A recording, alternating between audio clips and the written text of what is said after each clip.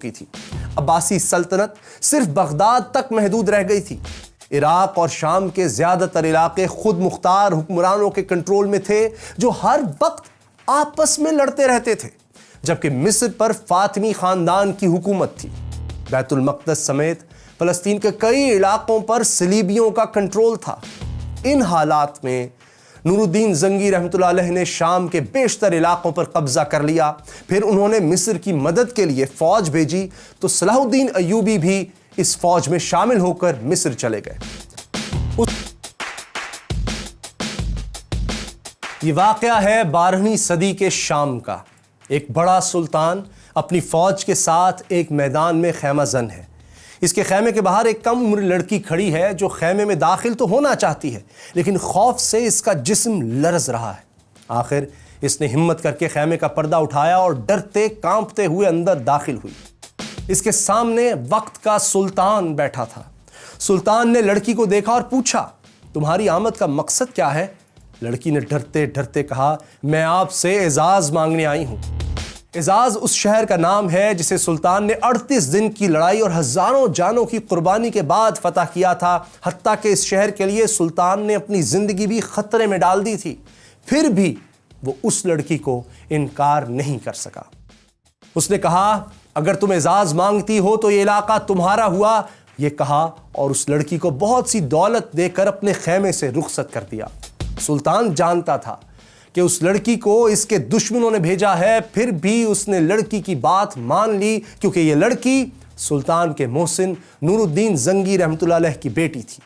वही नूरुद्दीन जंगी रहमतुल्लाह अलैह जिन्होंने ख्वाब में नबी पाक सल्लल्लाहु अलैहि वसल्लम का दीदार किया था और आप सल्लल्लाहु अलैहि वसल्लम की कब्र मुबारक तक सुरंग लगाने की नापाक जिसारत करने वाले 2 यहूदियों को कत्ल कर दिया था। और नूरुद्दीन जंगी रहमतुल्लाह अलैह की बेटी जिस सुल्तान से एजाज शहर मांगने आई थी, वो भी कोई मामूली इंसान नहीं था। उसका नाम था सलाहुद्दीन यूसुफ, जिसे दुनिया सुल्तान सलाहुद्दीन अय्यूबी रहमतुल्लाह अलैह के नाम से जानती है।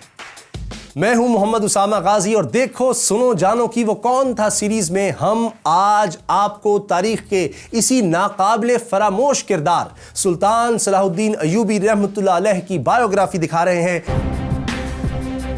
सुल्तान अय्यूबी रहमतुल्लाह अलैह ने जिस तरह एजाज शहर एक लड़की के हवाले कर दिया था, इन्हें अपनी सल्तनत इस तरह प्लेट में रखकर नहीं मिली थी, बल्कि इसके लिए हर कदम पर जंगो जदल का सामना करना पड़ा था। सलाहुद्दीन अय्यूबी रहमतुल्लाह अलैह पैदाइशी हुक्मरान नहीं थे, बल्कि उनके चचा शेरको नूरुद्दीन जंगी रहमतुल्लाह अलैह के कमांडर थे। इस हैसियत में वो अपने भतीजे को भी हर जंग में अपने साथ ले जाते थे। उस दौर में इस्लामी सल्तनत कई हिस्सों में तकसीम हो चुकी थी। अब्बासी सल्तनत सिर्फ बगदाद तक महदूद रह गई थी। इराक और शाम के ज्यादातर इलाके खुद मुख्तार हुक्मरानों के कंट्रोल में थे जो हर वक्त आपस में लड़ते रहते थे, जबकि मिस्र पर फातिमी खानदान की हुकूमत थी। बैतुल मक़दस समेत फलस्तीन के कई इलाकों पर सलीबियों का कंट्रोल था। इन हालात में नूरुद्दीन जंगी रहमतुल्लाह अलैह ने शाम के बेशतर इलाकों पर कब्जा कर लिया। फिर उन्होंने मिस्र की मदद के लिए फौज भेजी तो सलाहुद्दीन अय्यूबी भी इस फौज में शामिल होकर मिस्र चले गए। उस जमाने में मिस्र की हालत यह थी कि करप्शन की वजह से फातिमी सल्तनत बहुत कमजोर हो चुकी थी। इख्तियारात खलीफा से ज्यादा वजीरों के कंट्रोल में थे। इन हालात में सलाहुद्दीन अय्यूबी रहमतुल्लाह अलैह, जो कि अब अपने चचा शेरको की वफात के बाद फौज के कमांडर बन चुके थे, उन्होंने फातिमी खलीफा को हुकूमत से हटा दिया। वो खुद नूरुद्दीन जंगी रहमतुल्लाह अलैह के गवर्नर की हैसियत में मिस्र पर हुकूमत करने लगे।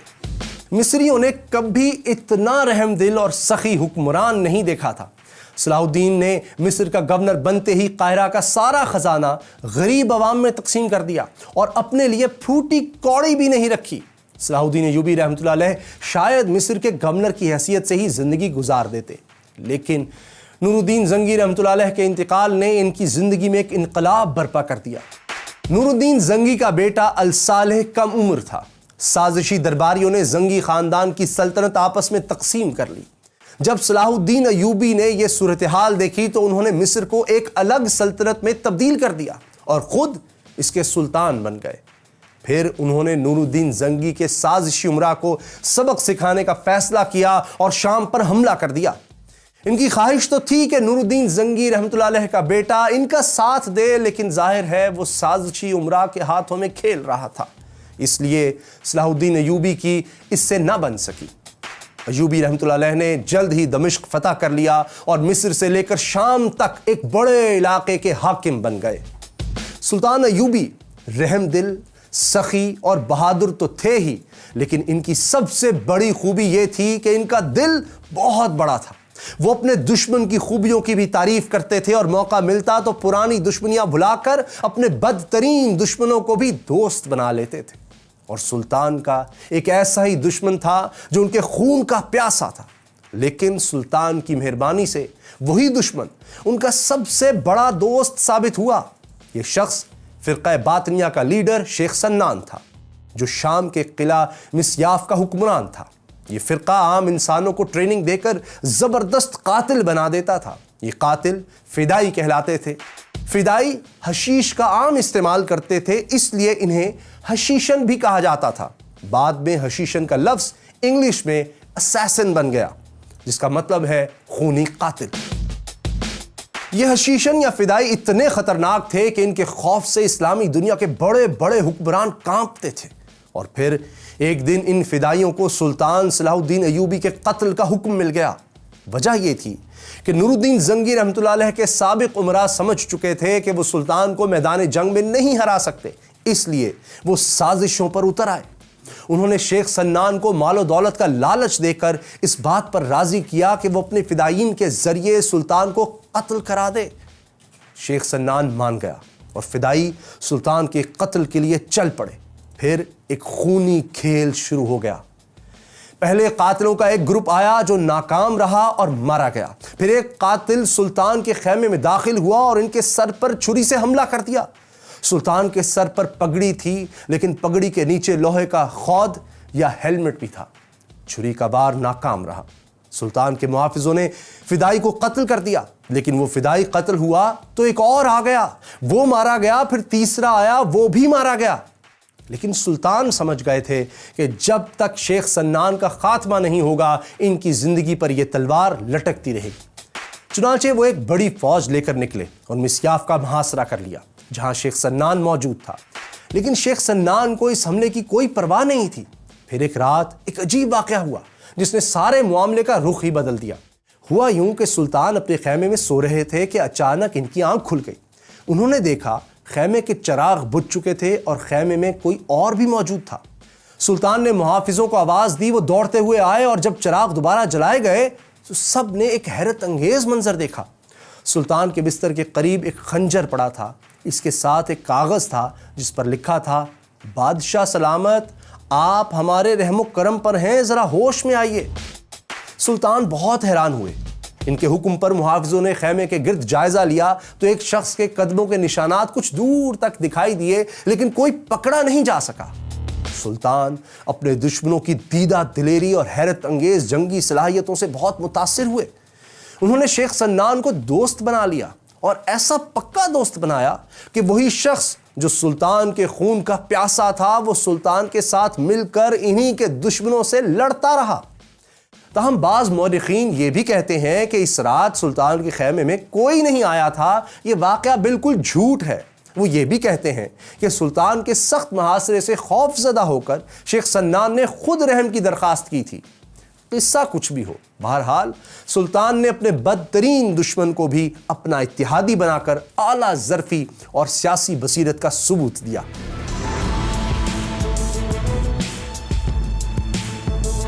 लेकिन सुल्तान सलाहुद्दीन अय्यूबी रहमतुल्लाह अलैह के लिए साजिशी उमरा या शेख सन्नान नहीं, बल्कि फ़लस्तीन की सलीबी सल्तनत सबसे बड़ा चैलेंज थी।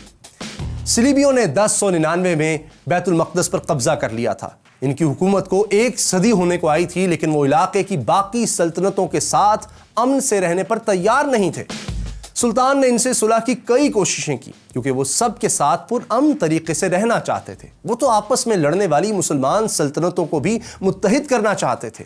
सुल्तान को सलीबियों और मुसलमान हुक्मरानों दोनों से ही जंगें लड़ना पड़ी, लेकिन हकीकत में वो दोनों ही से अमन के मुआहदे करना चाहते थे। एक तरफ तो उन्होंने सलीबियों से सुलह के मुआहदे किए, तो दूसरी तरफ मुसलमान हुक्मरानों की एक कॉन्फ्रेंस भी मुनक्किद कराई। इस कॉन्फ्रेंस में तय पाया कि ये हुक्मरान अब एक दूसरे के खिलाफ तलवार नहीं उठाएंगे। इन मुआहिदों से सुल्तान को इत्मीनान हो गया था कि अब खित्ते में दोबारा जंग नहीं होगी। लेकिन सलाहुद्दीन अय्यूबी रहमतुल्लाह अलैह के दुश्मन जल्द ही सुलह के मुआहिदे तोड़ने लगे। खास तौर पर मोसुल का हुक्मरान बार बार सलीबियों के साथ मिलकर सुल्तान के खिलाफ साजिशें शुरू कर देता था। सुल्तान ने मोसुल के हुक्मरान को साजिशों की सख्त सजा दी और शहर का मुहासरा कर लिया। आखिर मोसुल के हुक्मरान ने भी सुल्तान से एक मुआहिदे के तहत अमन कायम कर लिया। ताहम सलीबी अपनी ताकत के जोम में सुल्तान के साथ मुस्तकिल सुलह नहीं चाहते थे। चुनांचे 1177 में सुल्तान ने फौज जमा की और मिस्र से निकलकर फलस्तीन पर हमला कर दिया। शुरू में इन्हें बहुत कामयाबी मिली और उन्होंने कई किले फतह भी कर लिए, लेकिन इन किलों की हिफाजत के लिए काफ़ी फौज पीछे छोड़ना पड़ी। चुनांचे जब वो फ़लस्तीनी शहर रमल्ला के करीब पहुंचे तो इनकी फौज आधी भी नहीं रही थी। सलीबियों ने इस सूरत हाल का फ़ायदा उठाया और 25 नवंबर 1177 को सलाहुद्दीन अय्यूबी रहमतुल्लाह अलैह पर अचानक हमला करके इन्हें पीछे हटने पर मजबूर कर दिया। ये पहला मौका था कि सुल्तान सलाहुद्दीन अय्यूबी रहमतुल्लाह अलैह को मैदान जंग में नाकामी हुई थी, लेकिन असल सुल्तान वही होता है जो नाकामी से भी सबक सीखे। इस जंग के बारे में सुल्तान ने खुद दमिश्क में अपने भाई तुरान शाह को ख़त लिखा। सुल्तान ने लिखा, हम बड़ी मुश्किल से जान बचा कर आए हैं, खुदा को हमसे कोई बेहतर काम लेना था जो बचा लिया। सुल्तान को अपनी शिकस्त का हिसाब बराबर करने का मौका जल्द ही मिल गया। हुआ यूं कि रमल्ला में कामयाबी हासिल करके सलीबी ये समझने लगे कि सुल्तान अब अपनी सल्तनत का दिफा नहीं कर सकते, इसलिए बैतुल मक़दस के सलीबी हुक्मरान बॉल्डविन IV ने दमिश्क पर चढ़ाई कर दी। लेकिन वो गलती पर था, क्योंकि सुल्तान सलाहुद्दीन अय्यूबी रहमतुल्लाह अलैह की ताकत में कोई कमी नहीं आई थी। उन्हें सिर्फ वक्ती तौर पर कम तादाद की वजह से पीछे हटना पड़ा था। लेकिन बॉल्डविन के हमले के जवाब में अब वो अपनी पूरी फौज जमा कर चुके थे। 10 जून 1179 को जब दोनों फौजें आमने सामने आईं तो सलाहुद्दीन अय्यूबी ने अपने फौजियों के सामने एक ज़बरदस्त तकरीर की। उन्होंने कहा, मुसलमान जिल्लत की जिंदगी पर मौत को तरजीह देता है। आगे बढ़ो और दुश्मन को बता दो कि मुसलमान पीठ पर नहीं सीने पर जख्म खाता है। चुनांचे जब जंग हुई तो सुल्तान के वफादारों ने बॉल्डविन की फौज को जबरदस्त शिकस्त दी। शिकस्त खुर्दा बॉल्डविन ने सुलह की दरखास्त की। सुल्तान चाहते तो दुश्मन की शिकस्त और कमजोरी का फायदा उठाकर फलस्तीन को उसी वक्त दुश्मन से छीन सकते थे। वो ये भी जानते थे कि दुश्मन सुलह के मुआहिदे तोड़ भी सकता है, लेकिन फिर भी उन्होंने रहम से काम लिया और एक बार फिर अपने बदतरीन दुश्मनों से सुलह कर ली। लेकिन यह सुलह माजी के मुआहिदों से मुख्तलिफ थी, क्योंकि यह सुलह आखिरी सुलह थी। सुलह के बाद चंद साल तो सुकून से गुजर गए। बॉल्डविन IV 1185 तक जिंदा रहा और वो सुलह के मुआहिदे पर भी अमल करता रहा, लेकिन कोढ़ के मर्ज की वजह से इसकी मौत हो गई, जिसके बाद बैतुल मक़दस की सलीबी सल्तनत भी उमरा की साजिशों का शिकार होने लगी। इस दौरान बैतुल मक़दस में गाय ऑफ लुज़ाइनन की हुकूमत आ गई, जो मुसलमानों का खुला दुश्मन था। इसके दौर में सलीबियों ने मुसलमानों के खिलाफ फिर कार्रवाइयाँ शुरू कर दी। एक सलीबी सरदार रेनॉल्ड ने मुसलमानों को तंग करना शुरू कर दिया। ये सरदार इस हद तक चला गया कि इसने मदीना मुनव्वरा में नबी अकरम सल्लल्लाहु अलैहि वसल्लम के रोज़ा मुबारक को नाउज़ुबिल्लाह तबाह करने का इरादा कर लिया। इसने सिर्फ इरादा ही नहीं किया, बल्कि इसने अपने बहरी जहाज़ों के जरिए अरब साहिली इलाकों पर हमले भी कराए। लेकिन सुल्तान के बहरी जंगी जहाज़ों ने रेनॉल्ड के बहरी बेड़े को तबाह करके ये नापाक मंसूबा नाकाम बना दिया। लेकिन रेनॉल्ड अपनी हरकतों से बाज नहीं आया। इसने मिस्र और शाम के दरमियान सफ़र करने वाले मुसलमानों के काफिलों को लूटना शुरू कर दिया। सिर्फ तिजारती काफिलों को ही नहीं, बल्कि हाजियों के काफिलों को भी लूटा गया। रेनॉल्ड ने एक ऐसे काफिले पर भी हमला कर दिया जिसमें सुल्तान की बहन भी शामिल थी। काफिले को तो लूट लिया गया, लेकिन सुल्तान की बहन किसी ना किसी तरह दुश्मन से बचकर सुल्तान के खैमे में पहुंची और काफिले पर बीतने वाले जुल्म का हाल बयान किया। काफिले पर जुल्म का हाल सुनकर और अपनी बहन की बेइज्जती पर गैरतमंद भाई का खून खौल उठा। सुल्तान ने कसम खाई कि वो रेनॉल्ड को अपने हाथों से कत्ल करेंगे। बहरहाल अब सुल्तान ने अपने तमाम इत्तेहादियों और गवर्नरों को खत लिखे और इन्हें कहा कि वो फौज लेकर सुल्तान की मदद को पहुंचे, क्योंकि अब सलीबियों के खिलाफ फैसला कुन जंग का वक्त आ गया है। चुनांचे मिस्र और शाम समेत कई मुसलमान ममालिक से बड़ी तादाद में फौजें दमिश्क पहुंचने लगीं, जिसे सुल्तान ने उस वक्त अपना हेडक्वार्टर बना रखा था। सुल्तान ने फौज जमा की और सलीबियों के ज़ेरे कंट्रोल शहर तिब्रिया या टाइब्रिस का मुहासरा कर लिया। जवाब में रेनॉल्ड ने भी जंग की तैयारियां शुरू कर दी। वो गाय ऑफ लुजाइनन का गहरा दोस्त भी था, इसलिए गाय भी अपनी फौज के साथ मैदान में आ गया। इसने सुल्तान अय्यूबी से सुलह का मुआहिदा भी तोड़ दिया। कहा जाता है कि बैतुल मक़दस पर सलीबी कब्जे के बाद से सलीबियों ने इतनी बड़ी फौज जमा नहीं की थी जो सुल्तान अय्यूबी रहमतुल्लाह अलैह के मुकाबले पर आई। रेनॉल्ड और गाय की मुत्तहिदा फौज ने सुल्तान की तरफ पेशकदमी शुरू की। सुल्तान ने सलीबियों को फैसला कुन शिकस्त देने के लिए हतीन का इलाका चुन लिया। इस इलाके में पानी के चंद एक ही चश्मे थे और ज्यादातर इलाका बंजर और वीरान था। सुल्तान की फौज पानी के चश्मों के पास ठहर गई, जबकि सलीबी फौज को सुल्तान तक पहुंचने के लिए 20 किलोमीटर के एक ऐसे इलाके से भी गुजरना था जहां पानी ही नहीं था। कुछ सलीबी कमांडर ये कह रहे थे कि आगे बढ़ने में खतरा है क्योंकि इन्हें फौज के लिए पानी नहीं मिलेगा, लेकिन गाय ने इनकी बात ना मानी क्योंकि इसे इत्मीनान था कि जंग में इसे कोई नहीं हरा सकता। इसके इस यकीन की वजह थी सलीब आज़म या ट्रू क्रॉस। जी हां, सलीबियों के पास एक बहुत बड़ी सलीब थी जिसमें लकड़ी का एक टुकड़ा नुमाया था। सलीबियों का अकीदा था कि यह टुकड़ा उसी असल सलीब का है जिस पर हज़रत ईसा अलैहिस्सलाम को रूमियों ने मसलूब किया था।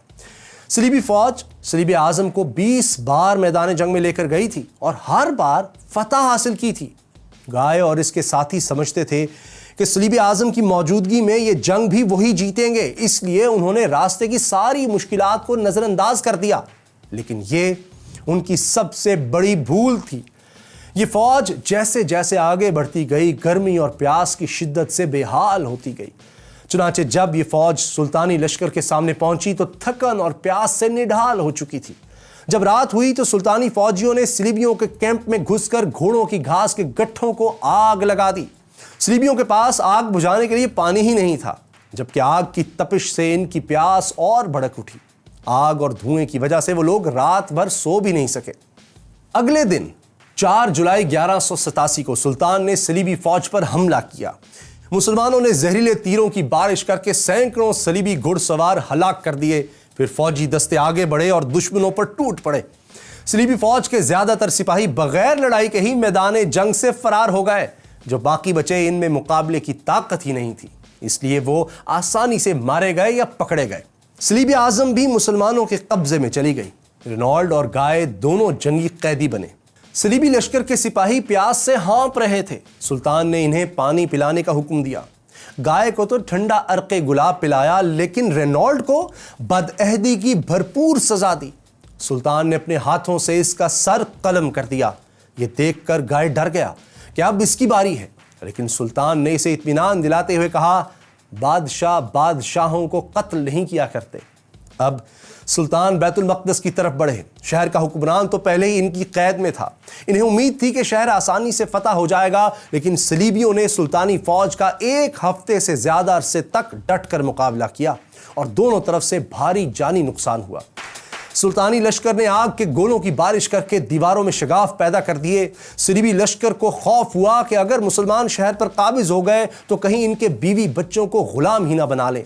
चुनांचे उन्होंने लड़ाई का इरादा छोड़कर सुल्तान के रहम को पुकारा और सुल्तान ने भी इस पुकार का जवाब रहमदिली से ही दिया। हालांकि बैतुल मक़दस वही शहर था जहां 88 बरस पहले जब सलीबियों ने कब्जा किया था तो खून की नदियां बहा दी थीं, लेकिन सुल्तान अय्यूबी तो सुन्नत रसूल सल्लल्लाहु अलैहि वसल्लम पर अमल करने वाले इंसान थे। जैसे नबी पाक सल्लल्लाहु अलैहि वसल्लम ने फतह मक्का के मौके पर अपने बदतरीन दुश्मनों को मुआफ़ कर दिया था, इसी तरह फातिह बैतुल मक़दस ने भी अपने दुश्मनों को मुआफ़ कर दिया। उन्होंने शर्त आयद की कि हर ईसाई मर्द 10 दिनार और औरत 5 दिनार अदा करे और आज़ादी हासिल कर ले। जो ऐसा ना कर सके इसे गुलाम बना लिया जाएगा। दिलचस्प बात यह है कि सलीबियों के मजहबी रहनुमाओं ने फौरी तौर पर यह रकम अदा की और जिंदा सलामत निकल गए। मजहबी रहनुमाओं का लीडर तो हीरे जवाहरात से लदे संदूक भी सुल्तानी फौज के सामने लेकर चला गया, लेकिन इतनी दौलत ले जाने वाले अपने पीछे गरीब सलीबियों को छोड़ गए थे जिनका फिदिया देने वाला कोई नहीं था। ये सलीबी खौफजदा थे कि सुल्तान के फौजी इन्हें गुलाम बना लेंगे, लेकिन सुल्तान का रहम सिर्फ अमीरों के लिए नहीं था। उन्होंने गरीब सलीबियों को मुफ्त आज़ादी बख्श दी। कुछ सलीबी तो सुल्तान के हुस्न सलूक से मुतासिर होकर इसी शहर में ठहर गए। सुल्तान सलाहुद्दीन अय्यूबी रहमतुल्लाह अलैह की रहम दिली और हुस्न सलूक का वेस्ट भी एतराफ़ करता है। यूं 2 अक्टूबर 1187 को बैतुल मक़दस पर सलाहुद्दीन अय्यूबी रहमतुल्लाह अलैह का मुकम्मल कंट्रोल हो गया। यानी बैतुल मक़दस 88 बरस बाद दोबारा मुसलमानों के कंट्रोल में चला गया। सुल्तान ने गायफ लुज़ाइनन को भी आज़ाद कर दिया, लेकिन इस शख्स ने आज़ादी का नाजायज़ फ़ायदा उठाया और बैतुल मक़दस से निकलने वाले सलीबियों को साथ मिलाकर साहिली शहर अक्का का मुहासरा कर लिया। उधर बैतुल मक़दस सलीबियों के हाथ से निकलने पर सारे यूरोप में कोहराम मच गया और जंग की तैयारियां होने लगीं। बरतानिया में तो सलाहुद्दीन टैक्स लगाया गया ताकि पैसे जमा करके सुल्तान के मुकाबले के लिए फ़ौज जमा की जा सके। ये ऐलान भी किया गया कि जो लोग सुल्तान के खिलाफ लड़ने जाएंगे इनके गुनाह मुआफ हो जाएंगे। जर्मनी और फ्रांस में तो ख़वातीन ने अपने जेवर बेचकर पैसे फ़ौज की मदद के लिए दिए। चुनांचे बरतानिया का बादशाह रिचर्ड, जिसे शेर दिल भी कहा जाता था, वो फ्रांस और जर्मनी की फ़ौजों के साथ अक्का पहुंच गया। रिचर्ड ने सलीबी लश्कर की कमान संभाल ली थी। मुसलमान और सलीबी शदीद जंग में उलझे थे। इस दौरान सलाहुद्दीन अय्यूबी बुरी तरह बीमार हो गए, जिसकी वजह से महाज पर इनकी फ़ौज को नुकसान पहुंचने लगा। सुल्तान को महफूज मकाम पर जाने का मशवरा दिया गया, लेकिन उनकी गैरत ने गवारा न किया कि वो अपने साथियों को दुश्मनों के रहम व करम पर छोड़कर चले जाएं। इस दौरान रिचर्ड ने अक्का पर हमला कर दिया, जबकि बीमार सुल्तान अक्का वालों की मदद को ना पहुंच सके। अक्का शहर में मौजूद मुसलमानों ने हथियार डाल दिए। सुल्तान ने रिचर्ड को पेशकश की कि मुसलमान कैदियों को छोड़ दिया जाए तो सलीबियों की सलीब आज़म इन्हें लौटा दी जाएगी। वो रिचर्ड को कैदियों की रिहाई के लिए तावान देने पर भी तैयार थे।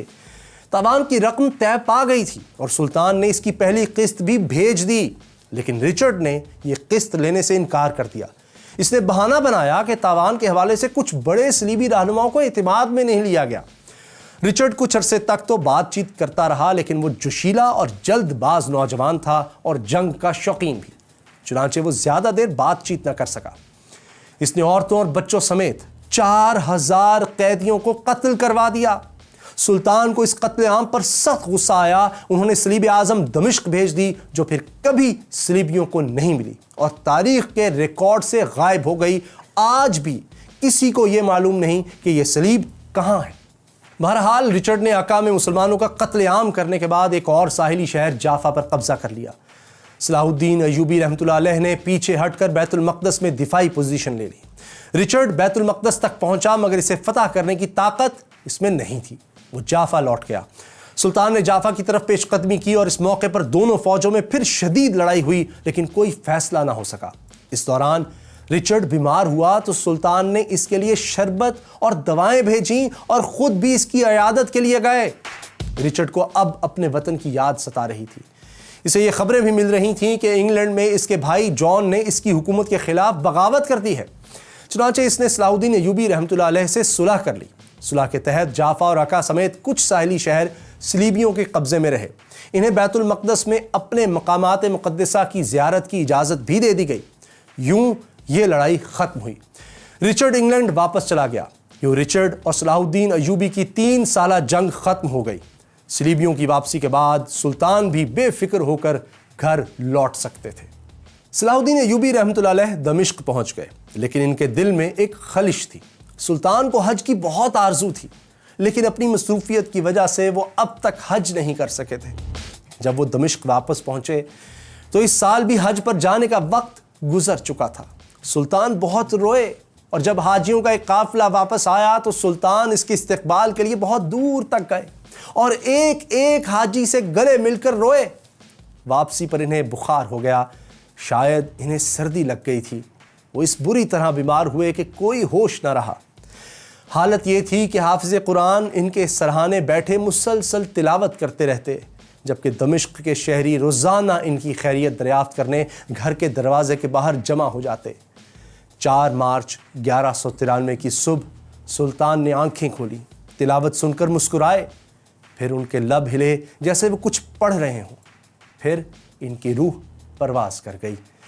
शहर के लोगों को सुल्तान की वफ़ात का इल्म हुआ तो वो घरों से बाहर निकल आए और धाड़े मार मार कर रोने लगे।